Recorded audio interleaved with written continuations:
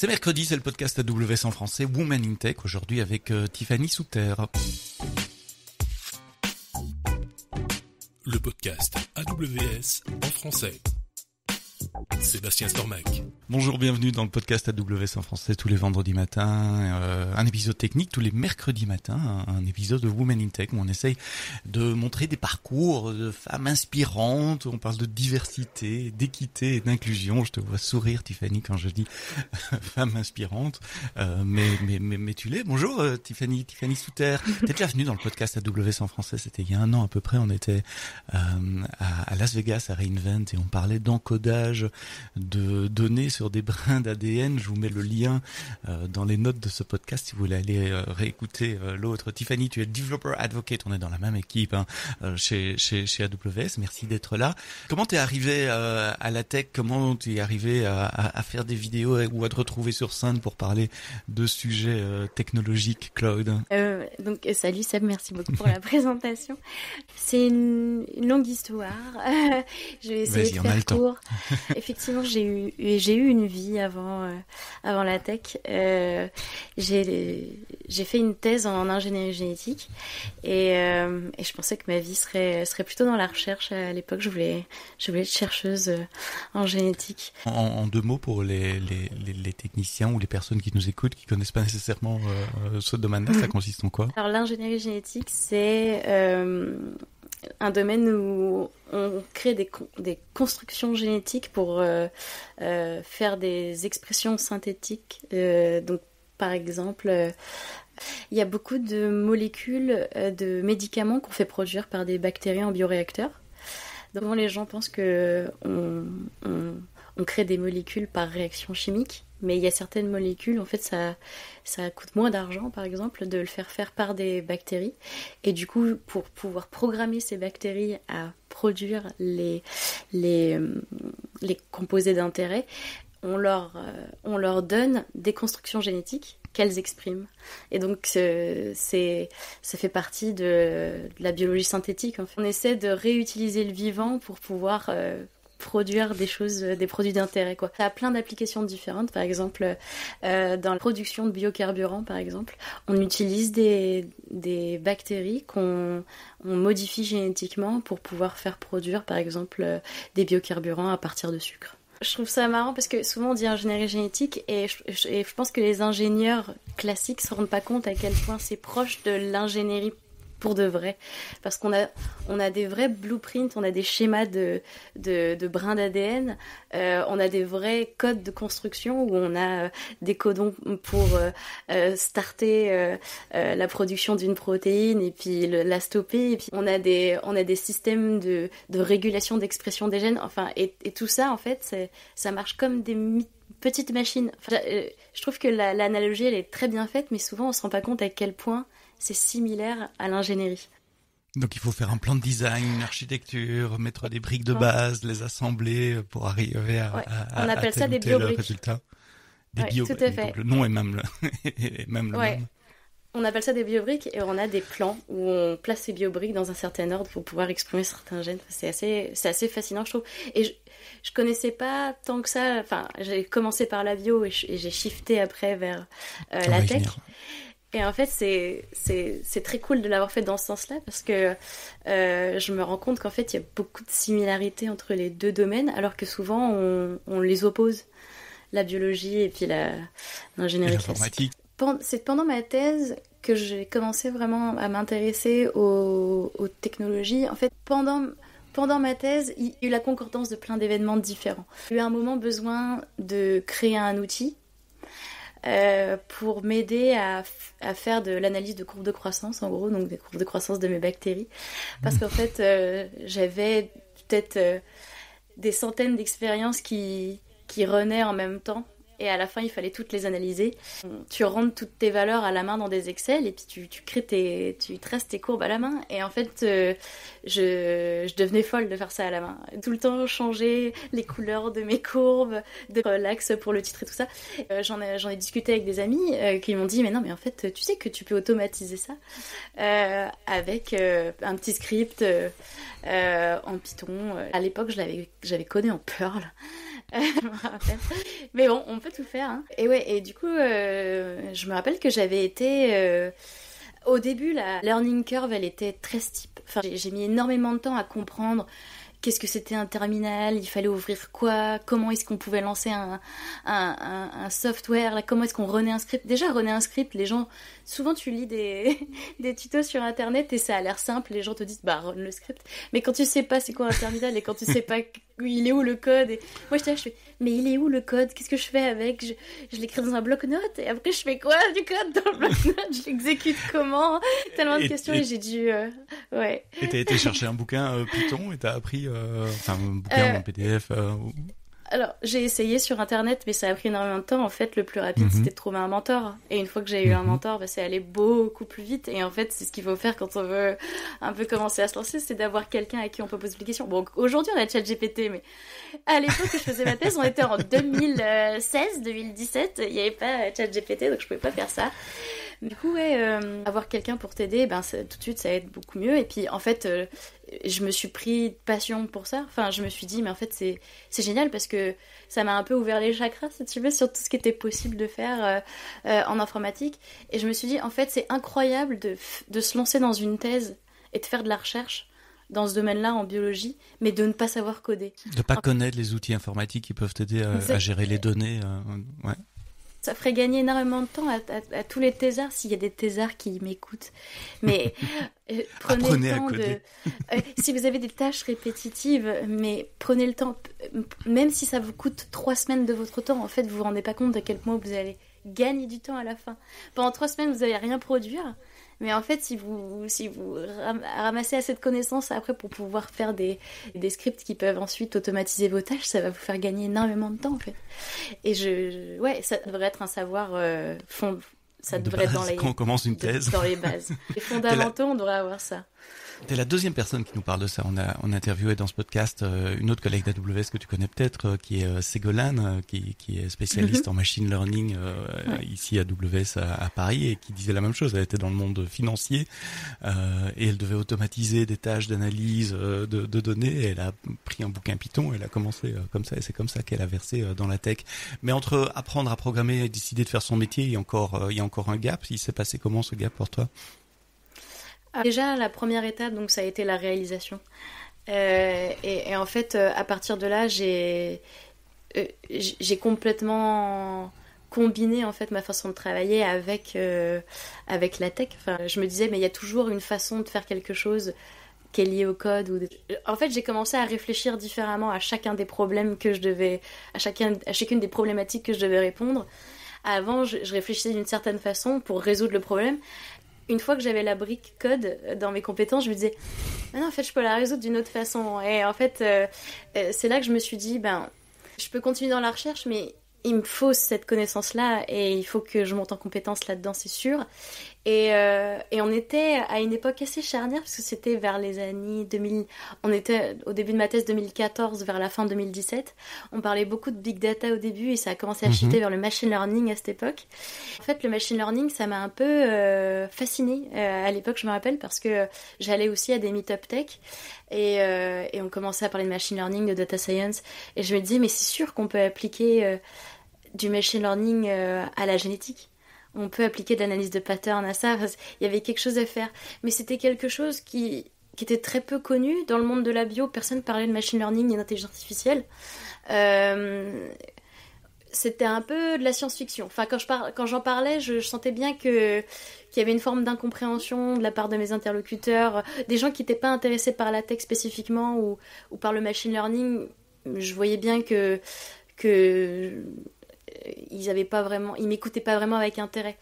Quand on voit aujourd'hui AlphaFold ou des produits comme ça, par exemple, qui sont sortis de Google pour faire de la recherche sur les protéines avec de l'intelligence artificielle, je me dis que j'ai raté le coche. C'est là que... ouais, c'était ça. Mais du coup, il y a eu la réalisation et à la fin de ma thèse, je me suis dit, il manque quelque chose.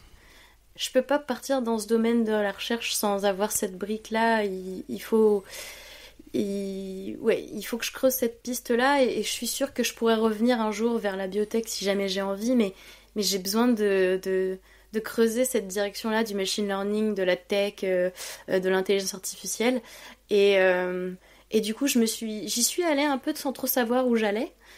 C'est assez marrant d'ailleurs de se dire qu'à la fin de ces études, tu sais toujours pas ce que tu veux faire quand tu seras plus grand. C'est aussi important de le dire. C'est pas nécessairement à la fin des études qu'on sait ce qu'on va faire. Et puis ça peut changer encore après. Donc si pour tous les gens qui sont paumés et qui sont en bac plus 8, je l'étais aussi à ce moment-là, je savais pas trop, mais je vais juste flairer que c'était potentiellement intéressant. Et donc en fait, j'ai fait un switch complet et j'ai commencé à postuler dans des domaines où il y avait un peu de biotech et un peu de machine learning, sauf qu'à chaque fois on me regardait un peu avec des dents en disant oui mais tu sais pas coder. Et du coup, je me suis dit bon je vais juste coder, je vais être consultante et je suis repartie de zéro, en fait, redescendue en bas de l'échelle et j'ai recommencé à apprendre des nouvelles compétences en oubliant un peu que j'avais fait 8 ans d'études.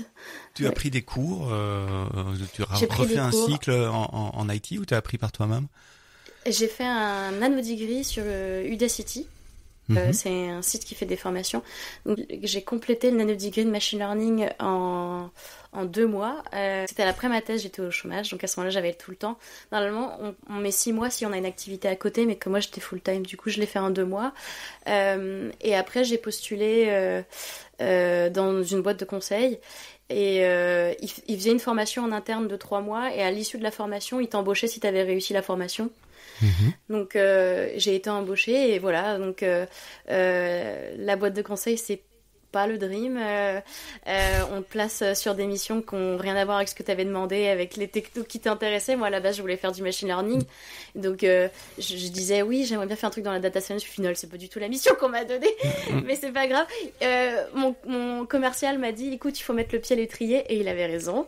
Du coup j'ai pris sur moi, j'ai pris des premières missions et finalement on m'a mis après sur une mission, au bout de 6 mois on m'a shifté sur une mission qui était très cool où il y avait effectivement du machine learning, et moi j'étais data ingénieur à l'époque, donc en fait je pouvais discuter avec les gens qui faisaient du machine learning et puis c'était à moi de mettre en prod ce que les data scientists faisaient exactement. Et au final c'était très cool parce que data ingénieur ça m'a permis aussi d'apprendre toute la pipeline de la gestion de données, et en fait c'est très important pour faire du machine learning au final puisque c'est toutes les étapes qui vont avant et puis qui vont après aussi, donc j'étais très contente d'avoir fait ça. J'ai fait ça pendant 3 ans. Et après, j'ai eu l'opportunité de rêve qui était que je faisais des conférences aussi à côté sur l'intelligence artificielle. Donc j'avais continué à bosser un petit peu, si tu veux, mes compétences de machine learning, mais le soir, quoi, après le travail. Et j'avais fait une conférence à l'époque sur comment hacker un réseau de neurones. Et du coup, à l'époque, c'était très simple, mais on était tout début du deep learning. Je montrais une image à une IA de reconnaissance d'objets, et puis elle reconnaissait qu'il y avait un chat sur l'image, et puis je modifiais l'image pour qu'elle ne reconnaisse plus le chat, mais qu'elle reconnaisse une cuillère à la place. J'avais appelé la conférence There is no spoon. Si vous avez la référence, vous êtes bon. Je vous mets le lien dans les notes du podcast.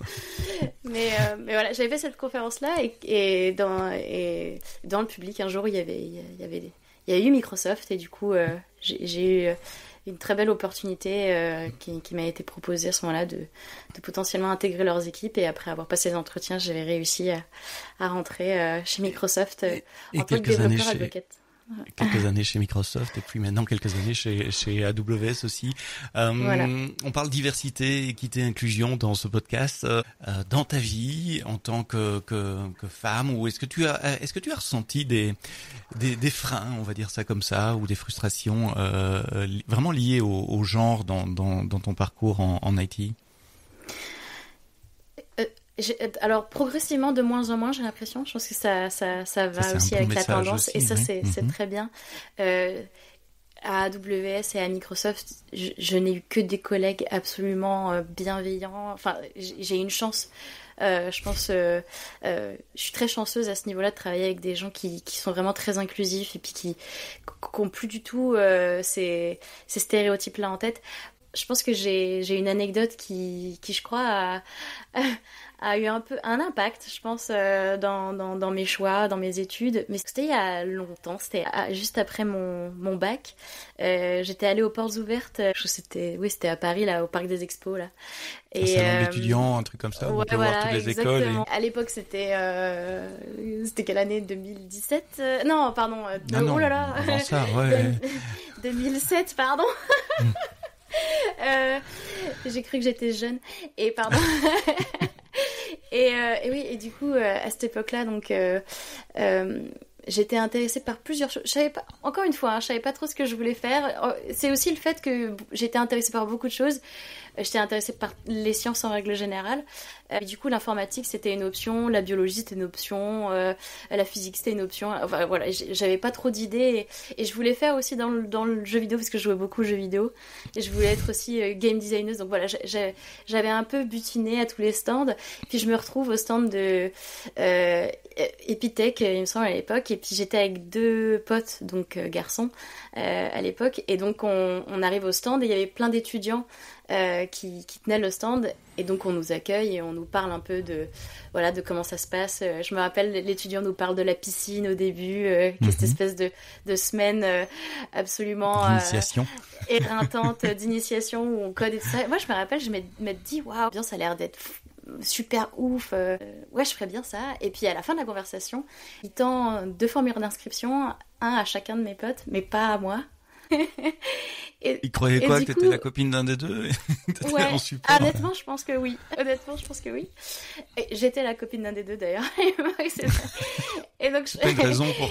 donc, mais c'est pas une raison. Mais non. Mais, donc je pense il devait se dire que j'étais juste là pour les accompagner. Mais en fait, ça a duré une fraction de 3 secondes. Mais en fait, j'ai pas eu le réflexe de tendre la main, de demander. Et en fait, je me suis sentie pas la bienvenue. Exclue. Ouais, un peu exclue, comme si c'était un club privé et puis que tu peux pas rentrer dedans parce que t'es pas assez bien habillée ou t'as pas les codes, je sais pas. Je me sentais pas... Et il y avait pas mal d'écoles du groupe Ionis dans le coin, et puis à côté il y a Subbiotech, et puis j'ai pris un formulaire pour aller là-bas. Donc en fait, c'est là où j'ai fait des écoles d'ingénierie génétique. Tu dirais que si le monsieur t'avait tendu un formulaire, t'aurais peut-être commencé par l'informatique directement et pas fait un PhD en génétique, ou il y avait d'autres facteurs aussi? Je sais pas du tout. Je peux pas te dire avec certitude, parce que à ce moment-là, j'avais pas de certitude moi-même. Je pense que si j'avais été absolument certaine de faire l'informatique, t'aurais tendu la main? J'aurais demandé un formulaire. Mais comme j'avais plein d'autres options, et puis que, en fait, j'étais plutôt en train de peser le pour et le contre à ce moment-là, et que j'avais pas un choix vraiment défini, ce qui a fait pencher la balance, si tu veux, c'était le fait de me sentir inclus ou pas.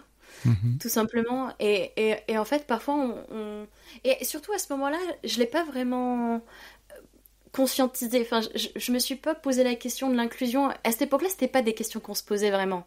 En 2007, c'était pas vraiment un dialogue qu'on avait régulièrement. Donc, je me suis pas posé toutes ces questions-là. Je me suis dit, bon, c'est pas pour moi, ou alors c'est un truc de mec, mais sans vraiment réfléchir à ça.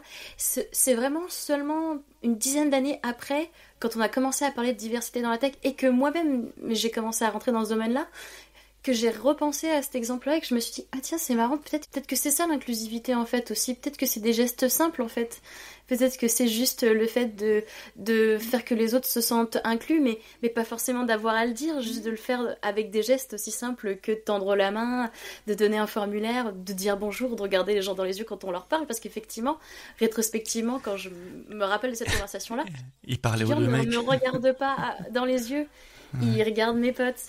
Et donc il me parle pas à moi en fait quand il parle de l'école.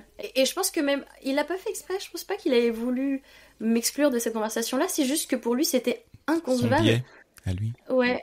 Et en fait c'est ça dans les deux sens. C'est on a des biens inconscients. Il en avait à ce moment-là. Et sans le savoir, par ces biens inconscients-là, il m'a exclu de cette conversation. Alors que c'était involontaire. Je pense qu'il était très sympa, le mec, il était très gentil, il avait aucune mauvaise intention, c'est juste qu'il s'est pas rendu compte. Et moi non plus, je me suis pas rendu compte qu'on s'est auto-exclus tous les deux, parce qu'après, j'ai même pas cherché à prendre le formulaire, je suis partie. Oui, et t'as mis des années avant de réaliser qu'au fait, t'avais été exclu, en tout cas de le conscientiser, de le formaliser comme tu le fais maintenant. Il y a eu une étape d'évolution pour toi aussi. C'est incroyable, comme des simples gestes de la vie quotidienne. Parler à quelqu'un, regarder dans les yeux, comme tu dis, tendre un formulaire, peuvent influencer. Et je pense surtout à la répétition de ces petits gestes depuis qu'on est enfant. Parce que là, tu as cet exemple-là. Il y en a peut-être eu 100 autres autour de toi, dans la famille, à l'école, au lycée, qui accumulent ce sentiment d'exclusion. Oui, tout à fait. Mais je pense que les biais inconscients, ils sont, ils sont beaucoup plus impactants que ce qu'on imagine par ces petits gestes-là. Et parfois même aussi subtils que ce qu'on va offrir comme cadeau de Noël à la fille et au garçon, ou la façon de s'habiller, ou à la façon de les traiter aussi, à la façon de leur parler, ou de les encourager ou pas. Sur des choses très subtiles, parfois, on inculque des messages inconscients et on les ingère. Enfin, on s'en rend pas compte, mais en fait, on est des éponges aussi, nous, de ce qu'on nous renvoie comme image de nous-mêmes. En fait, c'est vraiment insidieux, c'est vraiment sournois, mais ça crée cette espèce de schéma mental qui fait qu'après, on se sent ou pas inclus, exclu, on se sent ou pas capable, on se sent ou pas à ce moment-là courageux, téméraire, et c'est vraiment ou juste on se sent valuable, j'ai pas le mot en français, comme si valorisé. On a une valeur ajoutée. Oh, voilà, c'est ça. Donc et je pense qu'effectivement, comme tu dis, j'ai pas d'exemple avant qui me viennent à l'esprit, mais je pense qu'il y en a eu beaucoup.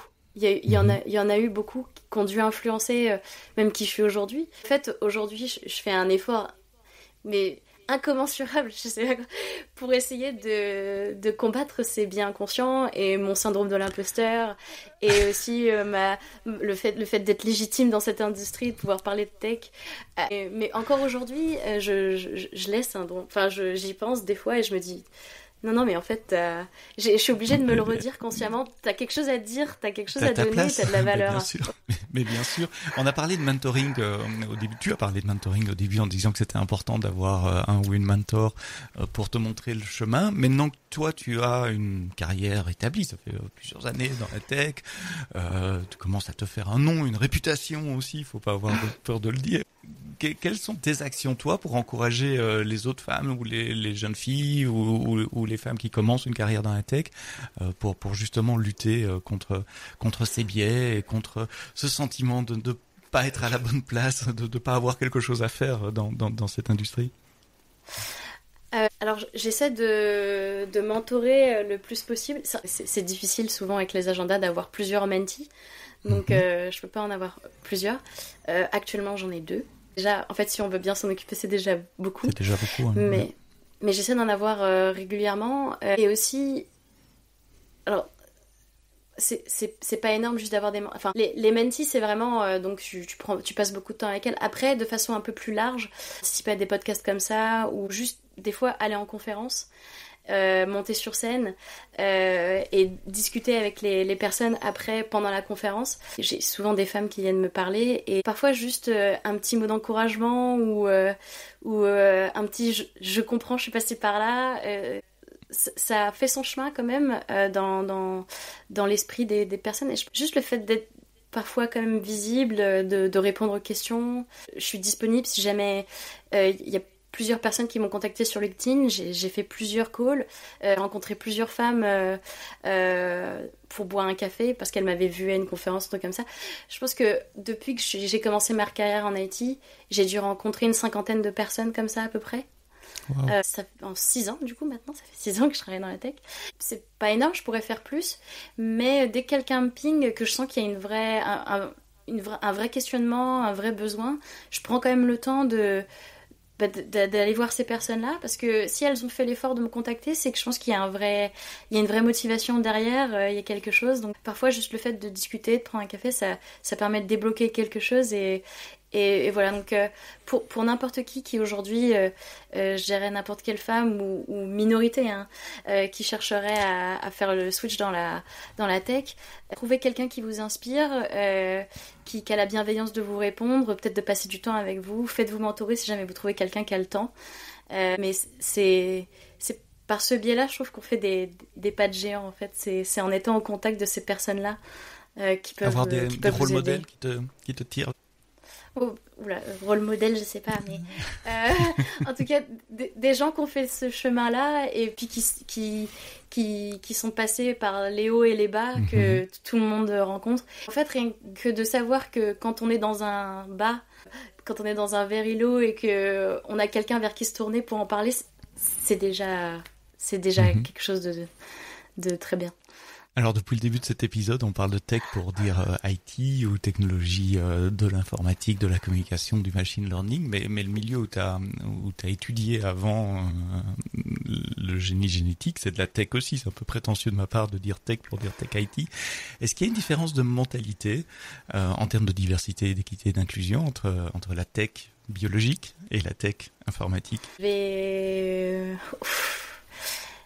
vais être dure, mais mais j'ai eu l'impression qu'en recherche, c'était pire. En fait, dans le sens où, alors je sais pas, peut-être que j'ai pas eu de chance, mais dans le domaine de la recherche, on a tendance à beaucoup glorifier le sage. Le sachant. Le sachant, mais enfin oui, l'homme avec la longue barbe blanche qui a publié 300 000 fois et puis qui a tout vu. Mais je me rappelle par exemple être allée en conférence avec mon petit poster en train de présenter. Et déjà, je fais un peu jeune aujourd'hui, mais je t'imagine, je vous raconte pas à l'époque quand j'étais en thèse. Il y a 10 ans.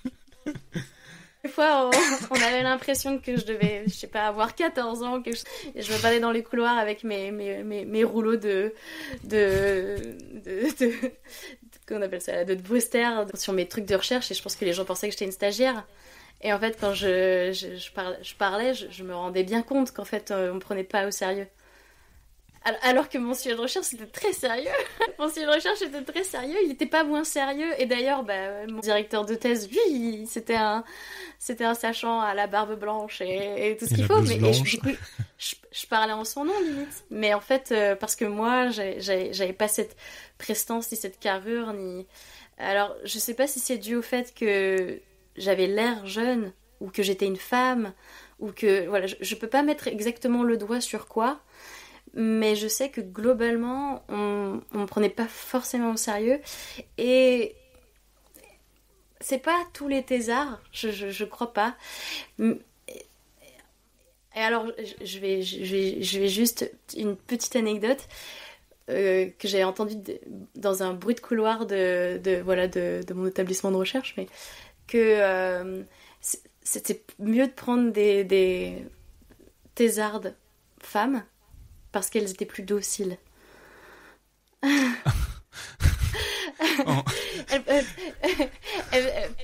que, enfin, et du coup, enfin, tu vois qu'elles acceptaient plus facilement de faire des tâches répétitives ou des trucs ingrats et tout ça, et je me suis dit, waouh, ok. Enfin, ça m'avait un peu moi, je suis sans voix, là. Vous avez pas l'image, vous écoutez que le son, vous voyez pas ma tête. Je suis sans voix. Alors, on peut pas comparer les époques, parce que c'était il y a 7 ans, 8 ans, et tout a changé, même dans l'IT. Est-ce que tu crois que les mentalités ont évolué comme elles ont évolué en IT maintenant, ou tu crois que c'est toujours ce gap? Alors, voilà, le truc, c'est que on a cet espace de conversation en IT, on a cet espace de discussion qui, il me semble, n'existe pas vraiment dans le domaine de la recherche. En fait, ce qui est très... En fait, on pointe souvent du doigt le fait que dans l'IT, il n'y ait pas beaucoup de femmes. Mais il faut quand même se rendre compte que c'est un des domaines dans lesquels on en parle le plus de la diversité. C'est une vraie question. Enfin, on a ce podcast-là, par exemple, mais on a des événements, et il y a des journées faites exprès. Il y a vraiment quelque chose il y a un mouvement, quoi. On sent qu'il y a quelque chose qui est en marche, même si, effectivement, on n'est pas arrivé à l'exacte équité. Mais rien que le fait qu'il y ait un dialogue, c'est déjà rassurant. Alors que, et peut-être que je me trompe parce que je suis plus vraiment dans ce domaine-là, mais j'ai pas l'impression qu'il y avait un soupçon de débat à l'époque où j'étais en thèse, et je crois pas qu'on en parle autant aujourd'hui dans le domaine de la recherche qu'en IT. C'est pour ça que je dis que je vais être difficile, mais en fait je pense que c'est pas une conversation qu'on devrait seulement avoir dans le domaine de l'IT parce que les hommes sont plus représentés. Il y a des domaines où les femmes sont beaucoup représentées, par exemple dans le domaine de la biologie il y a beaucoup de femmes, mais ça reste quand même un domaine très... avec beaucoup de patriarcat. Ou patriarcat, ouais. Et souvent, les positions les plus hautes dans les hiérarchies sont occupées par des hommes. Je pense que c'est on gagnerait à inviter en fait la conversation, en tout cas le débat, dans d'autres domaines que juste celui de l'IT. Moi, je suis très contente d'avoir fait ce move-là dans l'IT parce que le fait d'avoir toutes ces conversations-là, ça fait que ça libère la parole, voilà.